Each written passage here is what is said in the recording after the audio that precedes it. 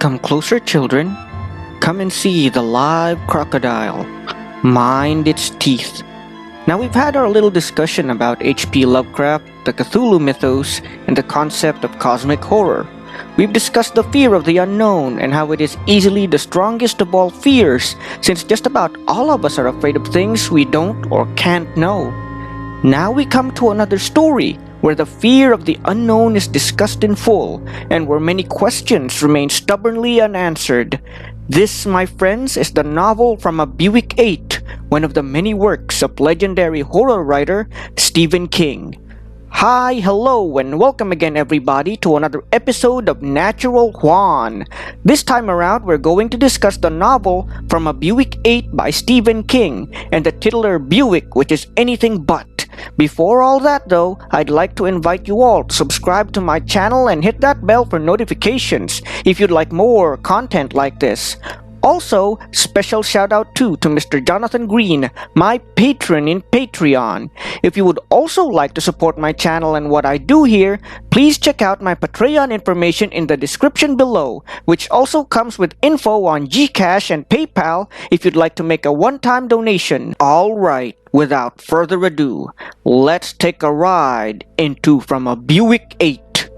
From a Buick 8 is a novel written by horror novelist Stephen King, which was published in the year 2002 and takes place in rural Pennsylvania. It centers around the eponymous car, which turns out to be anything but a car, and the state police officers of Troop D, who have taken up the charge to keep it secret and safe from being a danger to the surrounding population. The book itself has a retrospective narrative, meaning the major parts of it are narrated in past tense, with the many noteworthy events having taken place many years ago, and is just being remembered and told by the characters. The story is told in a shifting perspective style of storytelling, sometimes called Rashomon style, in honor of the Japanese film directed by acclaimed Japanese director Akira Kurosawa, with the bulk of the tale being told by current commanding police sergeant Sandy Dearborn. To give the novel a linear chronology, the so-called Buick is left behind at a gas station by a strange man who many Stephen King fans speculate is a low man in a yellow coat, one of the villainous rat men in the Dark Tower universe, not unlike that of Warhammer's Skaven, just being better at disguising themselves as human. The vehicle itself resembles a 1953 Buick Roadmaster, at least superficially anyway. Long story short, the man disappears mysteriously and just leaves the car where it is after giving the befuddled gas station attendant rather confusing instructions on how to service the car. The gas station attendant calls the local police, including Curtis Wilcox, who will become a very important character later on in the book. The cops then take a look at what they found and are utterly dumbfounded by what they discover inside. First of all, the parts are all wrong and nothing matches anything to a modern motor vehicle. The underside and exhaust of the car are made of plexiglass. The dashboard is made of an unidentifiable species of wood. None of the controls and dials work, and there are 7 vents on its radiator, and it is hinted that the 7th one actually moves from side to side when no one is looking. Then there's the fact that its non-functional engine isn't connected to anything, with just the words Buick printed on it. As a matter of fact, one of the police officers note that if anyone asks, they could just say that it was a sculpture of a car in order to avoid suspicion.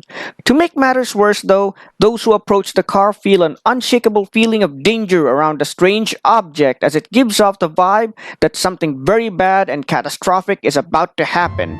One character even comments that the feeling it gives off is like the vibrations one might feel when a powerful earthquake is about to happen. Now, you all might be wondering just what the Buick is, and who was the person who left it at the gas station. To that, as any of the characters might tell you, there are simply no easy answers.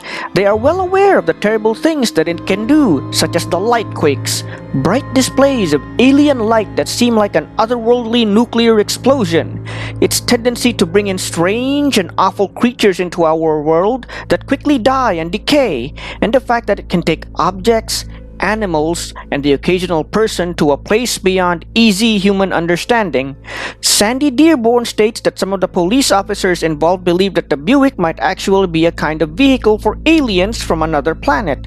However, he also notes that it is more likely that it is actually a kind of portal to another dimension, which is more accurate considering the creatures and the events that transpire around it. Noteworthy events regarding the car include the appearance of a strange bat-like creature with one eye that quickly drops to the ground and dies. Then there were the many leaves and sticks that also come out but are anything but, since they all seem to be capable of movement and also possess eyes of sorts. One of the most horrific things to come out of the car's trunk, though, was a fish that was most certainly not a fish, as it had a mass of tentacles for a head, not unlike the sea monster depicted in the Japanese manga The Thing That Washed Ashore by Junji Ito. However, that proves to be just a prelude to an even more terrifying encounter when a fully intelligent, three-legged being steps out of the Buick and confronts the police officers of Troop D.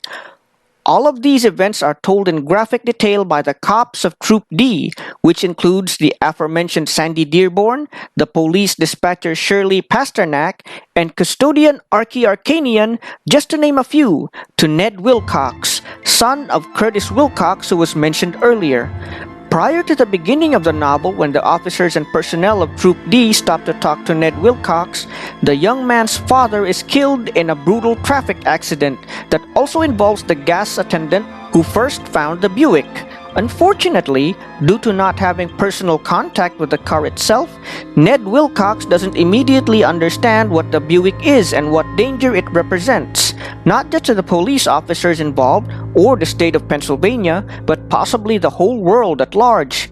Indeed, it's been speculated that the Buick might be more than just a portal and might serve an even more sinister purpose in the long run if it wasn't actually broken. There are many theories regarding the Buick and its capabilities, but a lot of it remains stubbornly unexplained even at the end of the novel.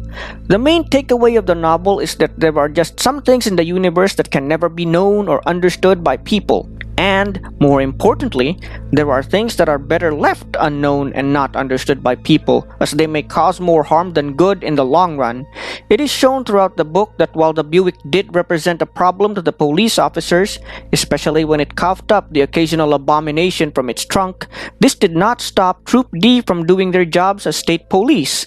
They helped people whenever they could, arresting bad people and assuring their victims that everything would be alright in the end, while only turning their attention to the Buick when it showed signs of causing a new disaster. Anyway, that's it for this episode of Natural Juan. I really hope you enjoyed this video, and if you did, please feel free to like, share, and subscribe. If you also want to support my channel and what I do here, you can check my Patreon information in the description below, which also comes with info on PayPal and Gcash, which is ideal for those quick, one-time donations. Also, before we part ways, I'd like to make some quick announcements about the future of this channel. I'll soon be narrating stories from my Candles in the Dark collection, which are horror fantasy adventure tales written by me, Natural Juan.